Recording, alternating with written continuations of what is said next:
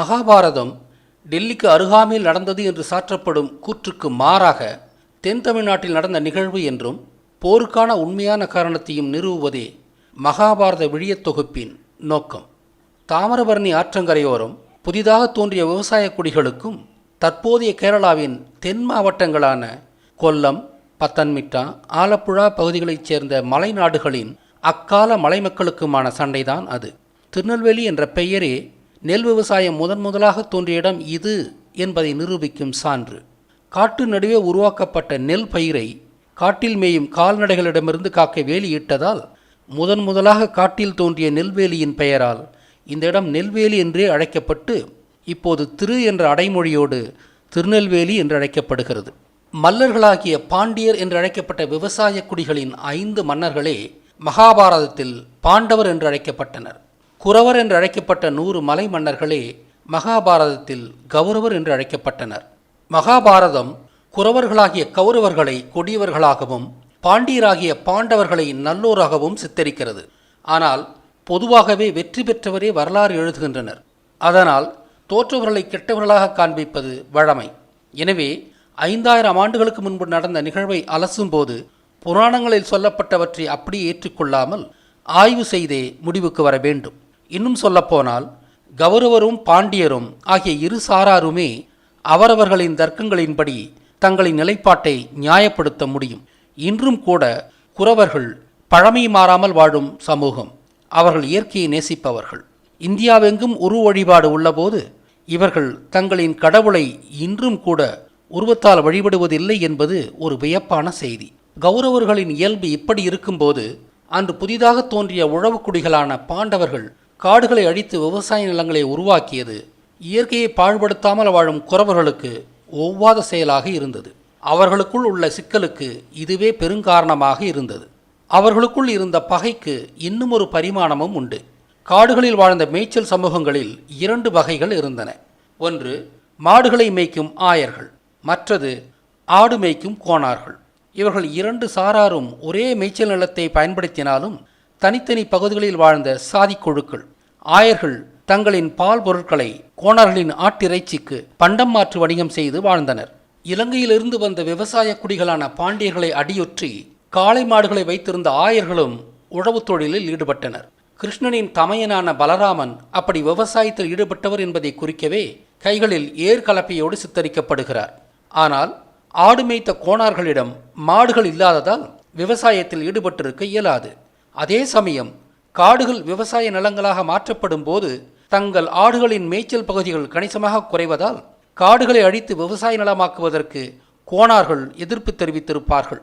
அதனால் அக்காலத்தில் பாண்டியர், ஆயர், கௌரவர், கோணார் குழுக்களிடையே வாழ்வாதாரம் சார்ந்த கடும் முரண்பாடுகள் தோன்றியது. எனவே ஒவ்வொரு குழுவும் விவசாயத்திற்கு ஆதரவான அல்லது எதிரான தங்களின் நிலைப்பாட்டிற்கு நியாயம் கற்பித்து எதிரெதிர் குழுக்களாக அணி திரண்டனர். ஆக மகாபாரத போரில் எந்த குழுவையும் நாம் தவறானவர்களாக சித்தரிக்க முடியாது. ஒவ்வொரு அணிக்கும் ஒரு நியாயம் இருந்தது. கௌரவர்களை கொடியவர்களாக காட்டும் மகாபாரதத்தை ஆய்வு செய்யும் நான் இந்த தெளிவையும் எச்சரிக்கையும் ஏற்படுத்திவிட்டே முன் செல்ல வேண்டும். இந்த விழியத்தின் நோக்கங்களில் இதுவும் ஒன்று. நான் முன் சொன்னவற்றிலிருந்து மூல மகாபாரத காவியம் உண்மையான வரலாற்று நிகழ்வை ஒட்டி உருவாக்கப்பட்டதே ஒழிய அது ஒரு கற்பனை காவியம் அல்ல என்பது புரிந்திருக்கும். ஆனால் சமஸ்கிருத கதையின்படி இது ஒரு கற்பனை காவியம் என்ற எண்ணமே மேலோங்குகிறது. இதற்கான காரணம் என்னவென்றால் சமஸ்கிருத மகாபாரதம் பல உள்நோக்கங்களோடு உருவாக்கப்பட்டது. தமிழரின் தொன்மமான இந்த காவியத்தை தமதாக்கி கொண்டு அதை மாற்றி எழுதுவதில் பிராமணருக்கு 2 வகையான அனுகூலங்கள் இருந்தது. ஒன்று, மூலக்கதையை திரித்து இடம்பெயர்த்து எழுதியதின் மூலம் தமிழரின் தொன்மையை நிரூபிக்கும் ஒரு வரலாற்று சான்றை அளித்தனர். 2, வெளியிலிருந்து இந்தியாவுக்குள் புகுந்த பிராமணர்கள் பழம்பெரும் காவியமாக கருதப்பட்ட மகாபாரத கதையை தகுந்தாற்போர் திருத்தி எழுதி அதை தாங்கள் இந்தியாவின் பூர்வீக குடி என்று நிறுவ ஒரு ஆவணமாக பயன்படுத்தினர். அதோடு அல்லாமல் மனுதர்ம கருத்தியல்களை கடவுளின் பெயரால் உட்புகுத்தி தங்களின் மேலாண்மையை நிறுவவும் மகாபாரதம் பயன்பட்டது. திருத்தி எழுதப்பட்ட மகாபாரதத்தை பயன்படுத்தி இந்திய மக்களின் மனங்களை கெடுப்பதின் மூலம் பெரும் பலன்களை அடைந்தனர் பிராமணர்கள். அதோடல்லாமல் சூதாட்டம், பாலியல் முறைகேடுகள், இனக்கொலை, அருவருக்கத்தக்க சத்திரிய தர்மம், மனு தர்மம் போன்ற இல்லுமினாட்டி கைரேகைகள் மகாபாரதம் முழுக்க இழையோடு இருக்கிறது. புராணங்களை எழுதிய காலம் குப்தர் காலமான 5ஆம் நூற்றாண்டு. அப்படியென்றால் 5ஆம் நூற்றாண்டிலேயே இல்லுமினாட்டி கருத்தியல் இந்தியாவிலா? ஆம், இது ஒரு ஆச்சரியமான உண்மை செய்தி. ஒரு வரலாற்று காவியம் இடம்பெயர்க்கப்பட்டு வேற்றிடத்தில் நடந்ததாக புனையும் போது அதன் சம்பவங்கள் புதிய இடத்தில் பொருந்தாது. எனவே அதை ஒரு கற்பனை கதை போல செய்ய வேண்டிய தேவை எழுகிறது. அப்படி செய்யப்பட்டதுதான் சமஸ்கிருத மகாபாரதம். அசிங்கங்களும் நம்பவே முடியாத புனைவுகளும் நகைப்புக்குரிய கருத்துக்களும் வண்டி வண்டியாக மண்டி கிடக்கும் காவியம்தான் சமஸ்கிருத மகாபாரதம். கெட்ட மனிதர்கள் கூட இறைவனுக்கு தவம் இருந்து நகைப்புக்குரிய வகையில் வரம் பெறுவார்களாம். ஒரு மந்திரத்தை சொன்ன மாத்திரத்தில் கைகளில் பிள்ளை வந்துவிடுமாம். மந்திரத்தை ஓதியவுடன் கைகளில் வகை வகையான ஆயுதங்கள் வந்துவிடுமாம். மந்திரத்தை ஓதியவுடன் பெரிய நகரங்களும் கூட நொடியில் உருவாகிவிடுமாம். ஒரு தாய் வாய் தவறி உச்சரித்த வார்த்தைகளால் ஒரே பெண்ணை அவளது 5 மகன்களும் மணப்பார்களாம். அம்மா, கன்னியை பரிசாக கொண்டு வந்திருக்கிறோம், கன்னியை பரிசாக கொண்டு வந்திருக்கிறோம். கனியை பகிர்ந்து கொள்ளுங்கள், கனியை பகிர்ந்து கொள்ளுங்கள். சூதாட்டம் விளையாடி ஒரு அரசன் தனது அனைத்து உடைமைகளையும் இழப்பானாம். அப்பப்பா, மனநோயாளிகள்தான் இத்தகைய கருத்துக்களை எழுத முடியும். இப்படியாகத்தான் வேதவியாசர் என்ற பெயரில் பிராமணர்கள் 10,000 குரட்பாக்களை கொண்ட தமிழ் காவியத்தை 1,00,000 குரட்பாக்களை கொண்ட சமஸ்கிருத காவியமாக மாற்றினர். மகாபாரதத்திற்கு 3 பதிப்புகள் உண்டு.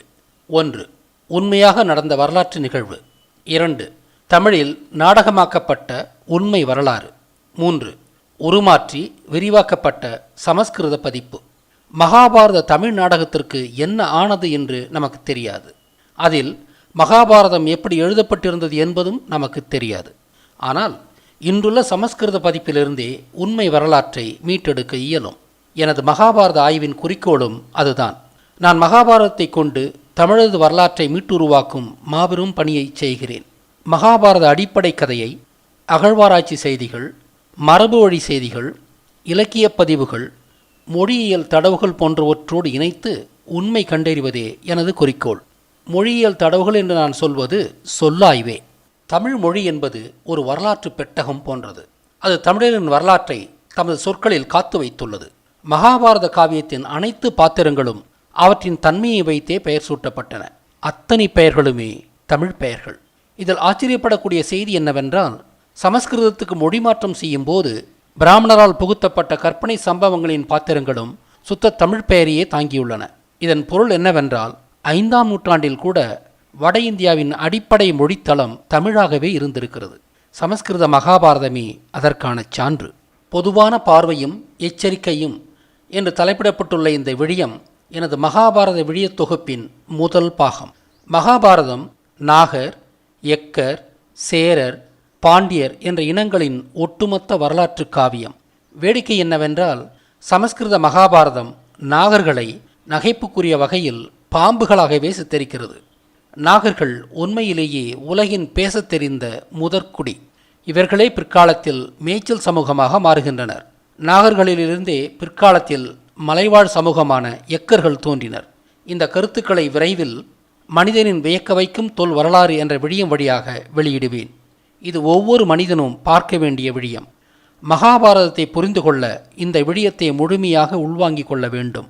இது மகாபாரத விழிய தொகுப்பின் 2ஆம் பாகமாக இருக்கும். மகாபாரதம் 5 யுகங்களை பற்றிய கருத்தையும் தீர்க்க தரிசனத்தையும் கொண்டுள்ளது.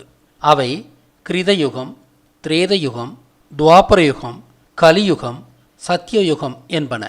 யுகம் என்பது ஒரு நீண்ட வரலாற்று காலகட்டம். துவாபர யுகத்தில்தான் மகாபாரதம் நடந்தது.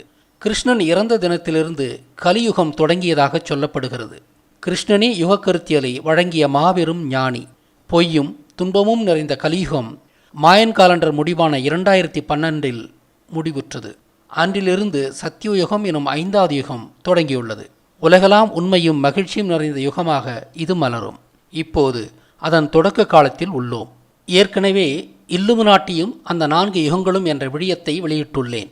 அதனோடு பல புதிய அரிய தகவல்களையும் சேர்த்து கிருஷ்ணனின் 5 யுக கோட்பாடு என்ற புதிய விழியம் மகாபாரத காணொளி தொகுப்பின் 3ஆம் பாகமாக வெளியிடப்படும். இது தமிழரின் திணை வாழ்க்கையையும் மகாபாரதத்தோடு தொடர்புடைய உலக நிகழ்வுகளையும் விளக்கும் விடியமும் ஆகும்.